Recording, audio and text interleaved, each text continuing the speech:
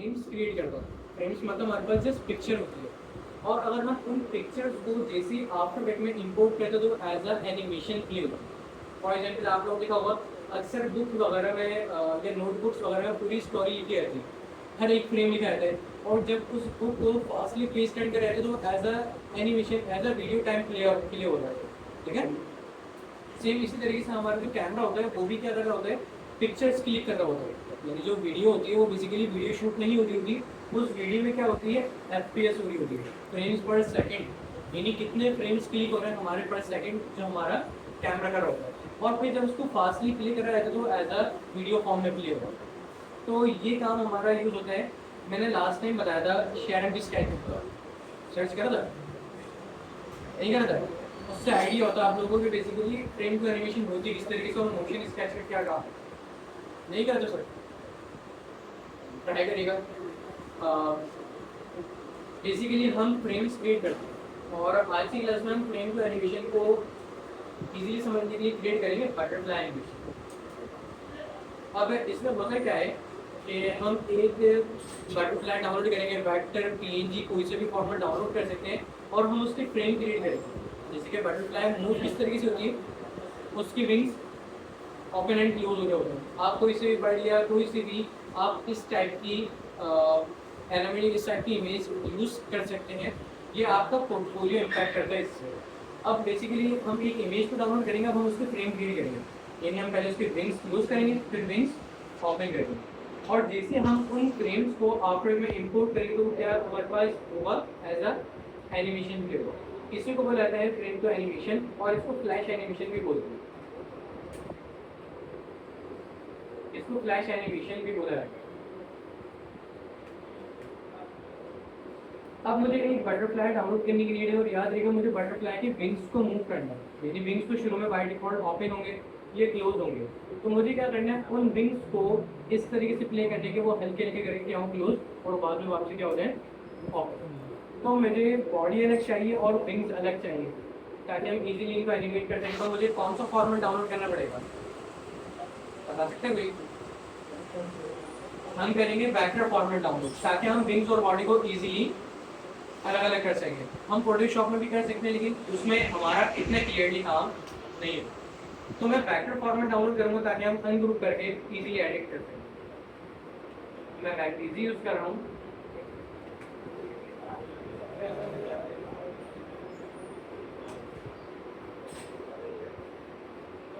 Vector की मुझे download करना है, तो मैंने लिखे यहाँ पर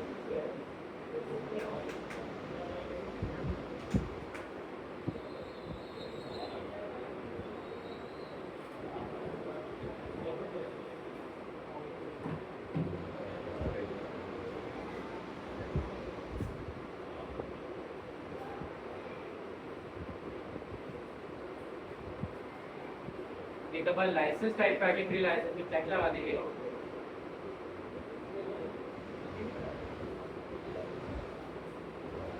और अपनी मर्जी से फॉर एग्जाम्पल ये मैंने सिलेक्ट करा, और इसको मैं कर दूंगा डाउनलोड।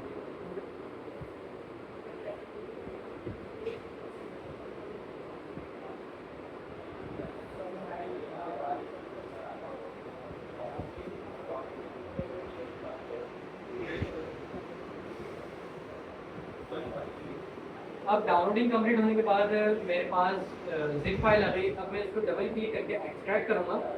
यहाँ पर टोटल 3 फाइल टाइप्स मौजूद हैं, EPS, JPG और PDF। मैं बता चुका हूँ कि हमारे को अगर वेक्टर को एडिट करना हो, सॉरी, तो हम कौन सी फाइल फॉर्मेट यूज़ करते हैं? मैं डबल क्लिक करके इसको ओपन कर दूँगा।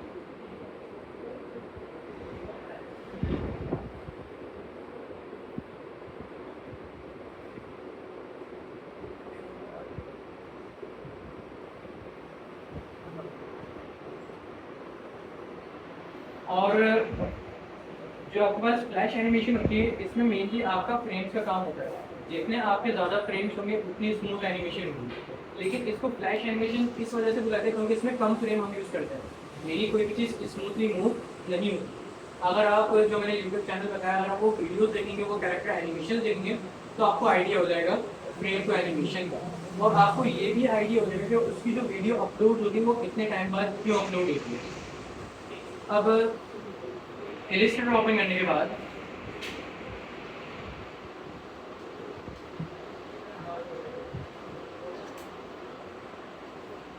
इनमें से हम कोई सी भी सिलेक्ट कर लेते हैं। फॉर एग्जाम्पल ये ब्लू वाली इमेज सिलेक्ट करिए, ग्रुप करो। भाई अब विंग्स बाय डिफॉल्ट क्या है, ओपन है। अब मुझे इस बटरफ्लाई को एज अ वीडियो फॉर्म में लाना है, यानी क्या है, एक पिक्चर है। पिक्चर मुझे इसकी क्या बनानी है, वीडियो बनानी है, एनिमेशन बनानी है। तो अब इस पिक्चर को मुझे एनिमेट या वीडियो फॉर्म में किस तरीके से करना होगा, जैसे अभी विंग्स ओपन है तो मुझे 1 बाय 1 करके विंग्स क्लोज करने होंगे, फिर वापसी ओपन करना होगा। और जैसे मैं आफ्टर इसको इंपोर्ट करूँगा एज अ वीडियो फॉर्मेट के थ्रू। अब मुझे अलग अलग विंग्स को क्लोज करना है, फिर ओपन करना है। तो इसके लिए मुझे हर एक विंग्स को अलग अलग लेयर पे काम करना होगा। तो हम जो भी फ्रेम्स क्रिएट करते हैं वो फोटोशॉप में करते हैं, क्योंकि हमें पता है उसमें हम जो भी न्यू ऑब्जेक्ट क्रिएट करते हैं वो न्यू लेयर पर होता है। इलिस्ट्रेटर में भी कर सकते हैं, लेकिन लेयरिंग का काम हमारे पास ज़्यादातर किस में होता है, फोटोशॉप। अच्छा, इलिस्ट्रेटर में भी करना चाहिए कर सकते हैं, जिस तरीके से हमने कार एनिमेशन करी थी, टायर्स अलग लेयर में, बॉडी अलग लेयर में। लेकिन इसमें थोड़ा कॉम्प्लिकेटेड हो जाएगा, फोटोशॉप में थोड़ा इजी है।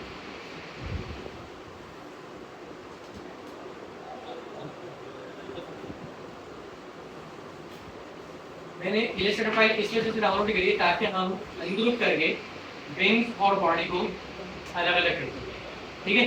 इसी वजह से वेक्टर फाइल डाउनलोड करिए, अदरवाइज आप पीएनजी भी डाउनलोड कर सकते हैं। फिर आपको फोटोशॉप पैकेज को सिलेक्शन से अलग अलग करना पड़ता है, विंग सेलेक्ट करके अलग लेयर पे, बॉडी अलग लेयर। तो ज़्यादा फिनिशिंग वाला मेथड ये था कि हमने वेक्टर डाउनलोड कर लिया ताकि हम ईजिली अलग अलग कर सकें।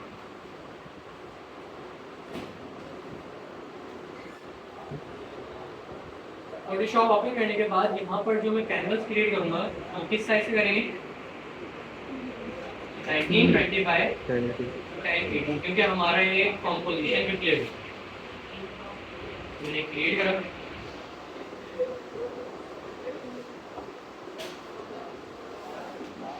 इलिस्ट्रेटर में आने के बाद मैंने बॉडी सेलेक्ट करी, कंट्रोल सी, एंड फोटोशॉप में आने के बाद कंट्रोल पिक्सल सेलेक्ट करना एंड इसके बाद विंग सेलेक्ट करें, कंट्रोल सी, कंट्रोल।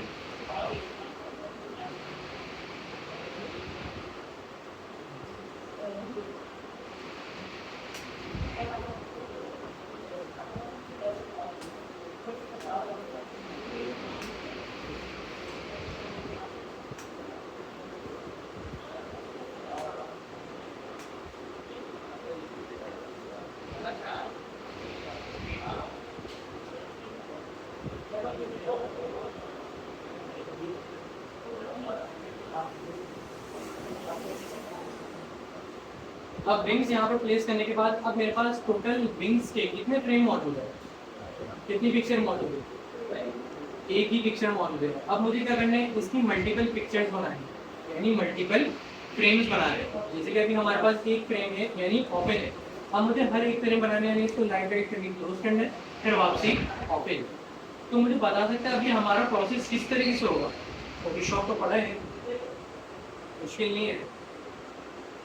ये एक फ्रेम है विंग्स का, अब मैं चाह रहा हूँ इसका एक और फ्रेम आए जिसमें विंग्स थोड़े से क्लोज हो, फिर एक और फ्रेम आए, फिर थोड़े से विंग्स क्लोज, फिर एक और फ्रेम आए, थोड़े से विंग्स क्लोज। तो ये कैसे करेंगे, इसको कॉपी करेंगे, लेयर इंटीग्रेट से क्या करते हैं, कंट्रोल। अब मुझे दोनों साइड से क्या करना है, इसको थोड़ा कॉन्ट्रैक्ट करना है। कैसे करेंगे, सबसे पहले ट्रांसफॉर्म, कंट्रोल टी। अब अगर मैं नॉर्मली करता हूँ तो जिस पॉइंट से करेंगे उसी पॉइंट से होगा, स्क्रैच नहीं होगा। ऑर्डर के साथ करेंगे तो सेंटर से होगा। मुझे लेफ्ट राइट दोनों साइड से करना है तो हम कहाँ से करेंगे, ऑल्ट एंड शिफ्ट से करेंगे, ठीक है। एंटर करा, अब क्या करेंगे, दोबारा फिर कंट्रोल जे, फिर कंट्रोल टी, फिर साइज कम। लेकिन ये बहुत हमारा कॉम्प्लिकेटेड नहीं हो जाएगा, तो हम इसको थोड़ा इजी कर लेते हैं। मैंने करा सबसे पहले कंट्रोल जे, फिर कंट्रोल टी, और मैंने कर दी ऑल्ट एंड शिफ्ट से थोड़ी सी sizing up and transform repeat करने के लिए मैंने शॉर्टकट की बताई थी जब मैं फोटोशॉप पढ़ा रहा याद है किसी ट्रांसफॉर्म रिपीटेशन पढ़ाई थी इसे हम कंट्रोल डी से रिपीट करते हैं कॉपीज इलस्ट्रेटर में। इसी तरीके से मैंने फोटोशॉप के लिए भी बताया था कंट्रोल वाई क्या है कंट्रोल वाई यार हम प्रेस करते हैं कंट्रोल ऑल्ट शिफ्ट की for transform repeat control J control D alt and shift से थोड़ा size and control alt shift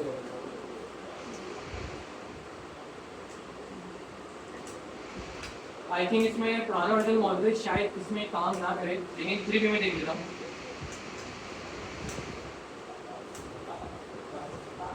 transform repeat करने के लिए कंट्रोल ऑल्ट शिफ्ट ई की प्रेस कर दीजिए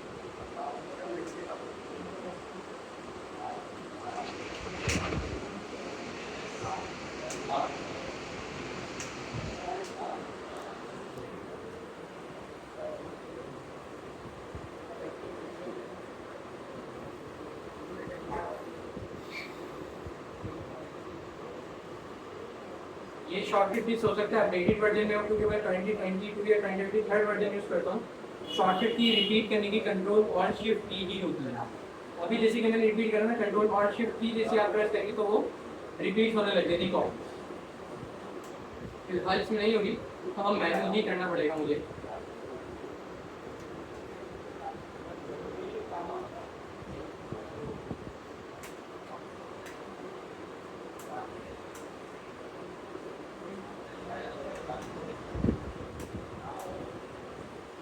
वन बाय वन में इसके विंग्स को क्लोज करना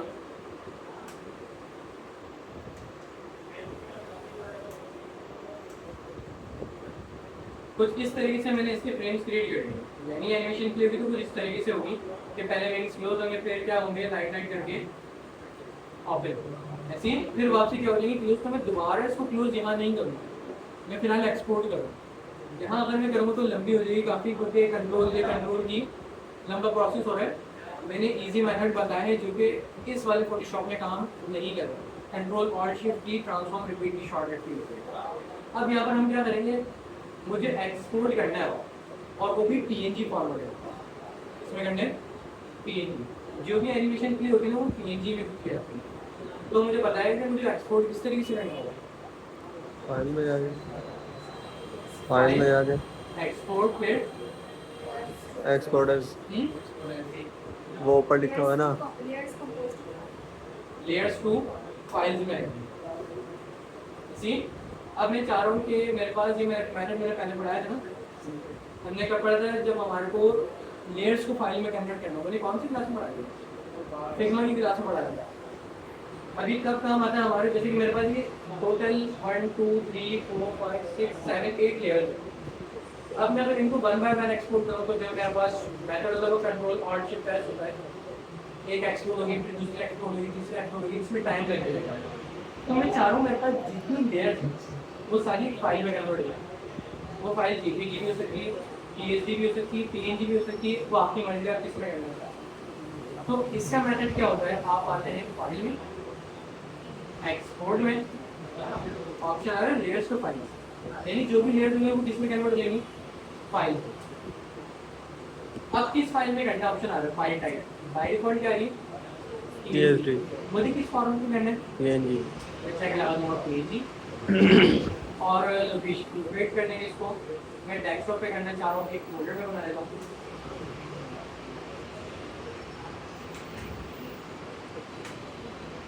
ओके अब यहाँ पर मैंने एक ऑप्शन बताया था याद है किसी को मैंने बताया था आप तो फ्रेम लेयर में से चेक में ज़्यादा होगा फ्रेम लेयर में से चेक तो हटा दें किसी विंग का साइज कम है किसी विंग का साइज ज़्यादा है अभी फ्रेम लेयर पे चेक लगा हुआ है यानी हमारी लेयर के अकॉर्डिंग वो एक्सपोर्ट होगा यानी किसी का साइज कम होगा किसी का साइज बड़ा मुझे सबको एक ही साइज पे करना है 1920 बाय 1080 तो मैं ट्रेन लेयर में से चेक हटा दूंगा और मैं यहाँ से इस रन वाले बटन पर आगे वन बाय वन खुद ही एक्सपोर्टिंग हो जाएगी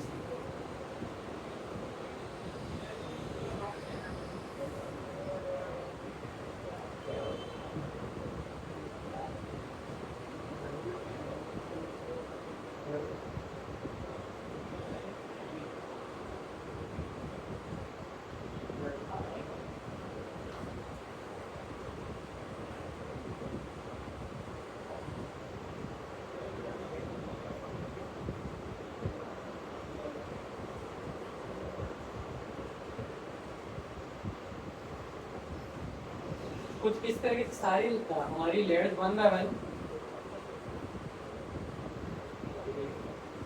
ओके। ये देखिए ये सारे हमारे पास किस फॉर्मेट में आ गए, पीएनजी फॉर्मेट।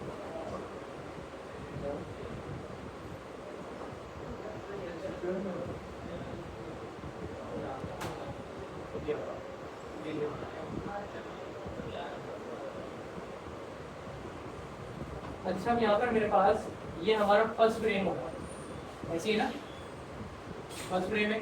तो मैं क्या करूँगा, इसका नेम दे दूँगा, क्योंकि पहले फ्रेम को क्या निकाले, विंग्स क्लोज। फिर जो दूसरा फ्रेम है उसमें थोड़ी सी विंग्स क्या करने हैं, ऑफिस। तो मैं इसका नेम दे दूँगा, आप नंबरिंग करना लाजमी होना, सीक्वेंस हमारी सेट नहीं हो। फिर 3 4 5। अच्छा आप इस तरह भी कर सकते हैं, जैसे 1 2। अच्छा रीनेम की शॉर्टकट की होती है F2। जैसे आप F2 प्रेस करेंगे तो आपके पास रीनेम का पैनल ऑप्शन। अब 1 से लेकर 7 फ्रेम्स तक हमारे गेम्स क्या होंगे, क्लोज टू ओपन। अब मुझे वापसी ओपन से क्लोज करना है, तो मैंने वहाँ डुप्लीकेट नहीं करना। मैं क्या करूँगा, यहाँ पर मैंने सिलेक्ट करा, control C control easy option है, यहीं पे ही सारे डुप्लीकेट आते हैं। बैकग्राउंड लेयर की जरूरत नहीं, तो मैं इसमें कर दिया डिलीट।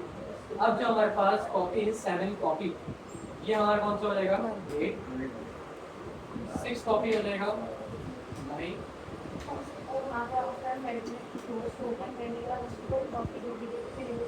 सॉरी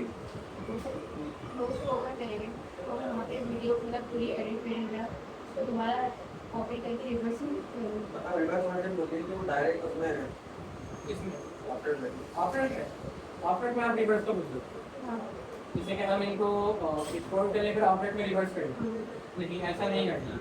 ये फ्रेम को जैसे इंपोर्ट करूँगा एज ए वीडियो हो जाएगा, ये सारे फ्रेम वीडियो में। अभी हम करके देखते हैं फिर आपको समझ आए, ठीक है। अब यहाँ पर वैसे वो ऑप्शन कर सकते हैं, लेकिन वो बहुत ज़्यादा आपको रिवर्स करने का बार बार प्ले करनी होगी। एक दफ़ा ओपन करके क्लोज नहीं होगा ना, मुझे बार बार ओपन क्लोज करना है। तो मैं आफ्टर लर्निंग लूप का प्रोसेस बताऊँगा। लूप मतलब बार बार एनिमेशन रिपीट होना। तो अब अगर हम लूप करेंगे तो वो हमारे दो कंपोजिशन बनेंगे, स्टार्ट वाली और एक रिवर्स वाली। तो हम डुप्लीकेट कर सकते हैं, लूप नहीं कर सकते। अभी अगर मैं इसको इम्पोर्ट करूँ तो एक ही लेयर है, उसमें हमारी 2 लेयर होती है, एक रिवर्स और एक नॉर्मल लेयर। इस वजह से मैं रिवर्स वाला प्रोसेस जैसे 10 पे 4 कॉपी हमारी कौन सी हो गई 11 12 13 एंड अब एक दफ़ा मैं रिफ्रेश करूँगा हो गए सेट। 1 से लेकर 7 फ्रेम तक क्या होंगे गेम्स, क्लोज टू ओपन। फिर 7 से लेकर 14 तक क्या होंगे वापसी फ्रेम्स हमारे, ठीक है। अब यहाँ पर मैं क्या करूँगा, आफ्टर में कॉपी कर लूँगा। अच्छा अगर आप वीडियो देखेंगे शरण स्केच में, तो वो क्या करते हैं प्रॉपरली अपनी एक ने स्टोरी को स्केच में कन्वर्ट करता है, और वो कहलाता है हमारा डिजिटल स्केच यानी इलिस्ट्रेशन। और वो इलिस्ट्रेशन होती है फोटोशॉप पे करना चाहे फोटोशॉप पे करें, इलिस्ट्रेटर पे करना चाहे इलिस्ट्रेटर। वो फोटोशॉप पे करते हैं तो फोटोशॉप में फ्रेमिंग ईजी होती है। एक लेयर में आपको फ्रेम आ रहा है, नेक्स्ट फ्रेम में उसने हैंड मूव कर दिया, थर्ड फ्रेम में अलग मूव कर दिया, अलग सी लेयर फ्रेम। तो वो पूरी फ्रेम्स को जैसी आप फ्रेम में इम्पोर्ट करते तो एज अ वीडियो फॉर्मेट होता है, वो फ्लैश एनिमेशन प्रोसेस बहुत डिटेलिंग और कॉम्प्लिकेटेड होता है। इस वजह से उसको पूरी वीडियो बनाने के लिए आई थिंक उसकी जो मैक्सिमम वीडियो होती है 15 मिनट्स की होती है, 16 मिनट्स की होती है, तो उसमें उसको 3 महीने लग जाते हैं, 4 महीने लग जाता है, और वो विद टीम काम करता है। जब हम फिलहाल बेसिक से कितनी 10 सेकंड की एनिमेशन करेंगे, तो हम जस्ट नॉर्मल से फ्रेम्स क्रिएट करेंगे। अगर आप हाईलाइट्स में डिटेल में काम करेंगे तो आपको टाइम लगेगा। मैं यहाँ पर कॉम्पोजिशन अपनी क्रिएट कर लेता हूँ।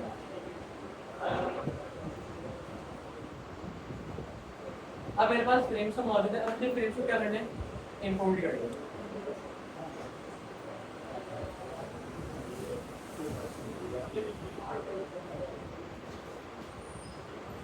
अब इंपोर्ट करने के लिए पता है आप लोगों को क्या करते हैं, हम प्रोजेक्ट पैनल पर डबल-क्लिक और यहाँ पर मेरे पास फ्रेम्स मौजूद होंगे। क्लियर है, मुझे कहाँ से कहाँ तक का फ्रेम स्टैंड है, वन से लेकर बताएगा कोई? बॉडी 1 से लेकर बॉडी भी तो 7 तक, 1 से लेकर कहाँ तक है 14 तक, ताकि प्रॉपर्ली हमारी ओपन एंड क्लोज एनिमेशन हो। तो मैंने क्या करा 1 से लेकर 14 तक फ्रेम सेलेक्ट कर। अभी अगर मैं इंपोर्ट करूँ तो इंडिविजुअल इंपोर्ट हो, यानी पिक्चर ही इंपोर्ट हो, क्योंकि मैंने आफ्टर को नहीं बताया कि ये पिक्चर है या मुझे इसको वीडियो फॉर्म में करना है। तो यहाँ पर आपके पास एक ऑप्शन होता है पीएनजी सीक्वेंस, पीएनजी सीक्वेंस। अब समझ आ रहा है कि मैंने इसकी नंबरिंग क्यों करी, क्योंकि आफ्टर को नहीं पता कौन सा फ्रेम पहले रखना है कौन सा फ्रेम बाद में रखना है, तो नंबरिंग करना लाजमी है ताकि आफ्टर को पता रहे कि पहला फ्रेम कौन सा आएगा, मिड कौन सा आएगा और सबसे लास्ट फ्रेम कौन सा आएगा। अब मैं जस्ट मैंने सीक्वेंस दे दी, मैं पीएनजी सीक्वेंस पे जैसी चेक लगाऊंगा तो आफ्टर 1 से लेकर 14 फ्रेम तक इसको as a video format play मैंने चेक कराया, मैं करूँगा इसको आगे भी सीक्वेंस मैंने ड्रैग करा एंड